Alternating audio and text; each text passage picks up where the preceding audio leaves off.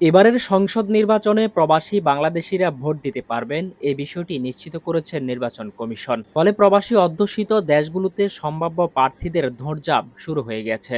ইতোমধ্যে সংযুক্ত আরব আমিরাতে অবস্থানরত প্রবাসী বাংলাদেশিদের কাছে নিজ নিজ এলাকার ভোটারদের ভোট প্রার্থনা করতে এসেছেন বিভিন্ন দলের একাধিক প্রার্থী। শনিবার রাতে ঢাকা দোহারের বিএনপির সম্ভাব্য প্রার্থী ও ঢাকা জেলা বিএনপির সভাপতি খন্দকার আবু আশফাক নিজ এলাকার প্রবাসী ভোটারদের কাছে আগামী নির্বাচনে ভোট চেয়ে মত বিনিময় করেছেন।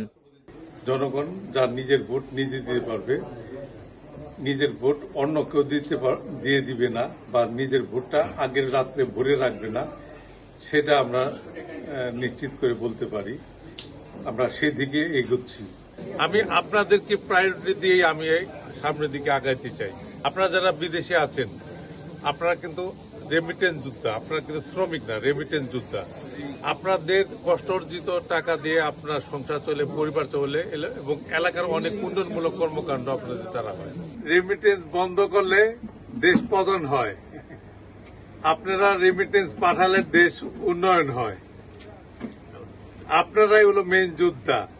পোস্টাল ব্যালটে হোক অথবা সরাসরি বাংলাদেশে গিয়ে হোক আগামী সংসদ নির্বাচনে প্রবাসীদের ভোটদানে উৎসাহিত করছেন প্রার্থীরা। অসংখ্য প্রবাসী দেশে গিয়ে সরাসরি নির্বাচনে অংশগ্রহণ করতে ব্যাপক প্রস্তুতিও নিয়ে রেখেছেন।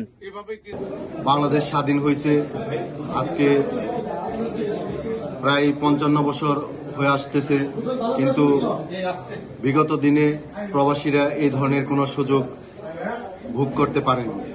বর্তমান সরকার যে উদ্যোগ নিয়েছে এটি একটি মহৎ উদ্যোগ। দোহার পৌরসভার ২ নম্বর ওয়ার্ডের ভোটার আমি। ইনশাল্লাহ যখন ভোট হবে তখন যাই আমি আমার দল বিএনপি ধানের শীষে ভোট দেব। বিগত সময়তে 18 বছর চলে ভোট দিতে পারিনি, তবে আমাদের প্রবাসীদের মনের দাবি আমরা এবার সুষ্ঠুভাবে নির্বাচন হবে। আমরা সুষ্ঠুভাবে প্রবাসী যারা আছি দেশে যে ভোট দেওয়ার জন্য চেষ্টা করব। বেশ কয়েকজন আমিরাত প্রবাসী আবার প্রার্থী হওয়ার প্রত্যাশায় নিজ নিজ এলাকায় গিয়ে গণসংযোগও করছেন।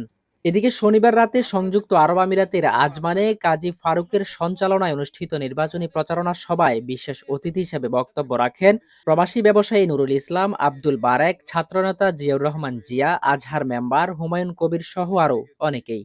অনুষ্ঠানে বক্তারা ঢাকা দোহার সংসদীয় আসনে ধানের শীষের পক্ষে ভোট দেওয়ার আহ্বান জানান। ডেস্ক রিপোর্ট, সময়ের সংলাপ, সংযুক্ত আরব আমিরাত।